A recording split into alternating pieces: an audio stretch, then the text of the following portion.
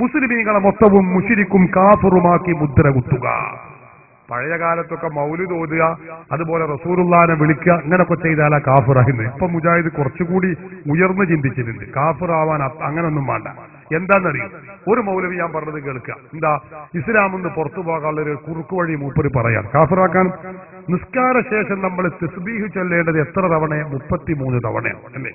അത് ഒരാൾ 99 തവണ ചൊല്ലിയാൽ എന്താ ഉണ്ടാകുക? ഒന്നുമില്ല, ഓന്റെ കഥ കഴിഞ്ഞു. അതായത് ഓ ഇസ്ലാമെന്ന് പുറത്തുപോയി. നിസ്കാര ശേഷം ഒരാൾ 33 തവണ ദിക്റ് സുബ്ഹാനല്ലാഹ് ചൊല്ലണം. അതാണ് അഫ്ളൽ, അങ്ങനെ തന്നെയാണ് ചെയ്യേണ്ടത്. ഒരാൾ എന്തേലും 99 തവണ അങ്ങോട്ട് ചൊല്ലിയാൽ അയാൾ ഇസ്ലാമെന്ന് പുറത്തു പോകുന്നു. ഞാൻ പറയല്ല, മൗലവി പറയുന്നത് കേട്ടോളൂ, വെച്ചുകൊടുക്ക്. ഒരാൾ ലോറി നിസ്കാരത്തിന് ശേഷം സുബ്ഹാനല്ലാഹ്, അൽഹംദുലില്ലാഹ്, അല്ലാഹു അക്ബർ ഇത് 33 വട്ടമാണ്. എല്ലാവർക്കും അറിയാം. ലോകത്തൊരു മുസ്ലിമിന് എതിരെ അഭിപ്രായമില്ല. ഒരാള് നമ്മളോട് ചോദിക്കണേ, ഇക്കാക്ക സുബ്ഹാനല്ലാഹ് എന്നതിന്റെ അർത്ഥം എന്താ? ഓ അള്ളാഹു എത്ര പരിശുദ്ധനാണ്. ആണോ? ആ അതെ. സുബ്ഹാനല്ലാഹ് എന്ന് പറയുന്നത് നല്ലതാണോ? ആ നല്ലതാണ്. എന്നാലേ ഞാൻ എല്ലാ ഫർദ് നിസ്കാരത്തിനും 99 വട്ടം ചൊല്ലു ഓരോ ദിക്റും എന്ന് അയാൾ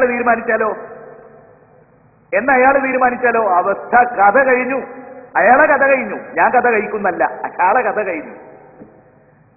കഥ കഴിഞ്ഞു. ഇസ്ലാമെന്ന് പുറത്തുപോയി. 99 തവണ ചൊല്ലിയാൽ ആള് കഥ കഴിഞ്ഞ് ഇസ്ലാമെന്ന് പുറത്തുപോയി. ഇതേതാ മതം എന്ന് നമുക്കറിയണില്ല. നിങ്ങൾ ചിന്തിച്ചു നോക്ക്. കാഫിറാകാൻ ആകപ്പോ അത്രേ പണിയുള്ളൂ. ഏത് ഖുർആനിലാണ് ഇതുള്ളത് നമുക്കറിയില്ല, ഏത് ഹദീസിലുള്ളത്. നമ്മളെ ഇമാമുകളെ കിതാബൊക്കെ പാള കിതാബാണ്, തോട്ടിക്കെറിയണമെന്ന് പറഞ്ഞ മൗലവിമാര് ഖുർആനിലെ 6000 ചില്ലാനം വരുന്ന ആയത്തുകളിൽ ഏതായത്തിലാണ് ഇത് പറഞ്ഞിട്ടുള്ളത് എന്ന് മനസ്സിലാക്കണം. എന്തൊരു കഷ്ടാണ്.